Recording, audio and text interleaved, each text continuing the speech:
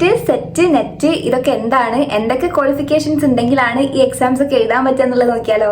Hello guys, welcome back to my YouTube channel. അപ്പോൾ ഇന്ന് നമ്മൾ ഡിസ്കസ് ചെയ്യാൻ പോകുന്നത് കാറ്ററ്റ്, സെറ്റ്, നെറ്റ് തുടങ്ങിയിട്ടുള്ള ടീച്ചേഴ്സ് എലിജിബിലിറ്റി ടെസ്റ്റുകളൊക്കെ ഉണ്ട്.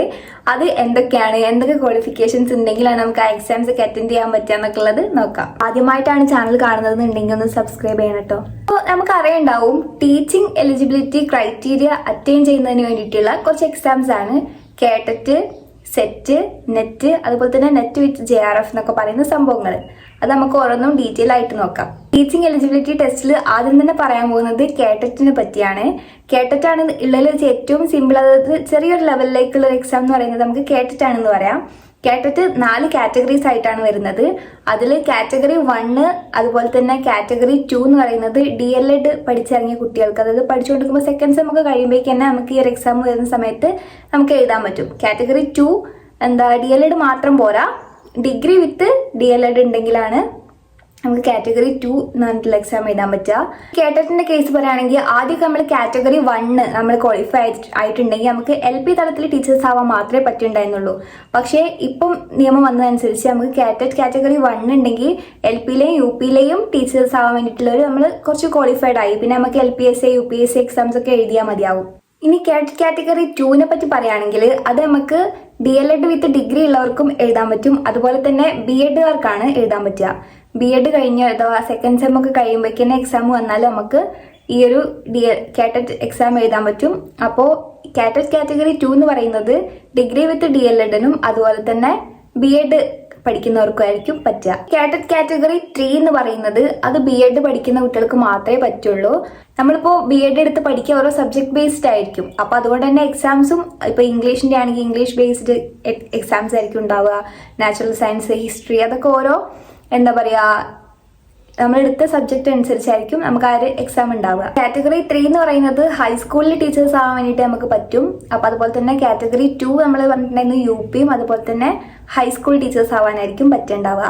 ഇനി കാറ്റഗറി 4നെ പറ്റി പറയുകയാണെങ്കിൽ അതൊരു സ്പെഷ്യൽ കാറ്റഗറി, അഥവാ സബ്ജക്ട് ഓറിയന്റഡ് ആയിട്ട് നമ്മളിപ്പോ ഉറുദു പഠിക്കുന്ന ഒരു സ്പെഷ്യലൈസ്ഡ് ലാംഗ്വേജ് പഠിച്ചുകൊണ്ട് നമ്മൾ കോഴ്സ് DLED കംപ്ലീറ്റ് ചെയ്യുന്ന ആൾക്കാർക്കായിരിക്കും കാറ്റഗറി 4 എന്നുള്ളത്. നമ്മൾ ഉണ്ടാവില്ലേ സ്കൂളിലൊക്കെ ഡ്രോയിങ് ടീച്ചേഴ്സ്, സ്വിങ്, തുന്നലെടുപ്പിക്കുന്ന ടീച്ചേഴ്സ്, അതുപോലെ തന്നെ പാട്ട്, മ്യൂസിക്, ഡ്രോയിങ്, അങ്ങനത്തെ ഓരോ സ്പെഷ്യലൈസ്ഡ് ആയിട്ട് പഠിക്കുന്ന ടീച്ചേഴ്സ് ഉണ്ടാവും. അപ്പോൾ അതുപോലെ തന്നെ സ്പെഷ്യൽ എഡ്യൂക്കേറ്റേഴ്സ് ഒക്കെ ഉണ്ടാവും, അതായത് ഭിന്നശേഷിക്കാരെ പഠിപ്പിക്കുന്ന ടീച്ചേഴ്സ്, അവർക്കൊക്കെ വേണ്ടിയിട്ടുള്ള ഒരു എക്സാം ആണ് കാറ്റഗറി 4 എന്ന് പറയുന്നത്. ഇതൊക്കെയാണ് കാറ്ററ്റിനെ പറ്റി പറയാനുള്ളത്. 4 കാറ്റഗറി ഉണ്ട് എന്നൊക്കെ നമ്മൾ പറഞ്ഞു. അതിൽ ഓരോരുത്തരും ഏതിലൊക്കെ ഉൾപ്പെടുക എന്നുള്ള കാര്യങ്ങളൊക്കെ പറഞ്ഞിട്ടുണ്ട്. അപ്പോൾ മനസ്സിലായി എന്ന് വിശ്വസിക്കുന്നു. എന്തെങ്കിലും ഡൗട്ടോ കാര്യങ്ങളൊക്കെ ഉണ്ടെങ്കിൽ കമന്റ് ബോക്സിൽ രേഖപ്പെടുത്താവുന്നതാണ്. നമ്മൾ പറയാൻ പോകുന്നത് സെറ്റിനെ പറ്റിയാണ്. സെറ്റ് എന്ന് പറയുന്നത് കാറ്ററ്റിനേക്കാളും നല്ലൊരു ഉയർന്ന പദവിയിലുള്ള ഭയങ്കര കുറച്ചും കൂടി കോംപ്ലിക്കേറ്റഡ് ആയിട്ടുള്ള ഒരു എക്സാം ആണ് സെറ്റ് എന്ന് പറയുന്നത്. അപ്പോൾ സെറ്റ് എന്ന് പറയുന്ന ഈ ഒരു എക്സാം നമുക്കറിയാം ഹയർ സെക്കൻഡറി തലത്തിലേക്ക് ടീച്ചേഴ്സ് ആകുന്നതിന് വേണ്ടിയിട്ടുള്ള ഒരു എലിജിബിലിറ്റി ടെസ്റ്റ് ആണ് സെറ്റ്. അപ്പോൾ അതിന് വേണ്ടിയിട്ട് BEd വേണം. അതുപോലെ തന്നെ കൺസേൺ സബ്ജക്റ്റിൽ PG ഹയർ സെക്കൻഡറി തലത്തിൽ ടീച്ചേഴ്സ് ആവാൻ വേണ്ടി പറ്റും. ഇനി പറയാൻ പോകുന്നത് നെറ്റിനെ പറ്റിയാണ്. നെറ്റും അതുപോലെ തന്നെ നെറ്റ് വിത്ത് JRF ഒക്കെ വളരെ ഹൈലി കോമ്പറ്റീറ്റീവ് ആയിട്ടുള്ള ഒരു എക്സാം ആണ് ഇത്. ഭയങ്കര ടഫാണ്. നമ്മൾ ഇതൊന്നും ക്വാളിഫൈ ആയി എടുക്കാനൊക്കെ നല്ല പണിയായിരിക്കും. ഒരുപാട് പഠിച്ചെങ്കിൽ മാത്രമേ നമുക്ക് നെറ്റൊക്കെ ക്വാളിഫൈ ചെയ്യാൻ പറ്റുള്ളൂ. നമ്മൾ കോളേജിൽ ടീച്ചേഴ്സ് ആവാൻ വേണ്ടിയിട്ടാണ് ഈ ഒരു എക്സാം നമ്മൾ ക്വാളിഫൈ ആവുന്നത്. 100-ൽ 10% പേർക്കായിരിക്കും നെറ്റ് ക്വാളിഫൈ ആവുക എന്ന് വിചാരിക്കുക. അത്ര പേർക്കൊക്കെ കിട്ടാൻ ചാൻസ് ഉള്ളൂ. അതന്നെ ചാൻസ് ഇല്ല. അത്രയും മാർക്ക് ഉണ്ടെങ്കിൽ മാത്രമേ നെറ്റ് ക്വാളിഫൈ ആവൂ. ആ ഒരു 10% പേർക്ക് നെറ്റ് കിട്ടിയിട്ടുണ്ടെങ്കിൽ അതിലൊരു പകുതി ശതമാനം പേർക്ക് പോലും നെറ്റ് വിത്ത് JRF കിട്ടണമെന്നുണ്ടാവില്ല. അത്രയും മാർക്ക് ഉണ്ടെങ്കിൽ മാത്രമേ നമുക്ക് നെറ്റ് വിത്ത് JRF ഒക്കെ കിട്ടുള്ളൂ.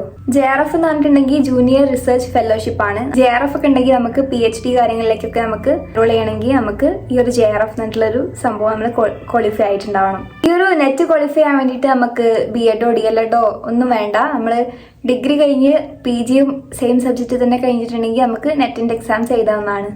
ഇനി പറയാൻ പോകുന്നത് MEdനെ പറ്റിയാണ് കേട്ടോ. നമ്മൾ BEd കഴിഞ്ഞിട്ട് നമുക്ക് പഠിക്കാൻ MEd വേണമെങ്കിൽ പഠിക്കാൻ പോവാം. BEd കഴിഞ്ഞവരാണ് MEdന് പോവുക. നമ്മൾ പോയിട്ടുണ്ടെങ്കിൽ നമുക്ക് സെറ്റിന്റെ ആവശ്യമില്ല. സെറ്റ് എന്നുള്ള എക്സാം നമ്മൾ ക്വാളിഫൈ ചെയ്യേണ്ട ആവശ്യമില്ല. BEd കഴിഞ്ഞിട്ട് MEdും കൂടി ഉള്ള ആൾക്കാരാണെങ്കിൽ ഏകദേശം ഒരു സെറ്റ് ക്വാളിഫൈ ചെയ്ത ആ ഒരു ക്വാളിഫിക്കേഷന് ഈക്വൽ ആയിരിക്കും.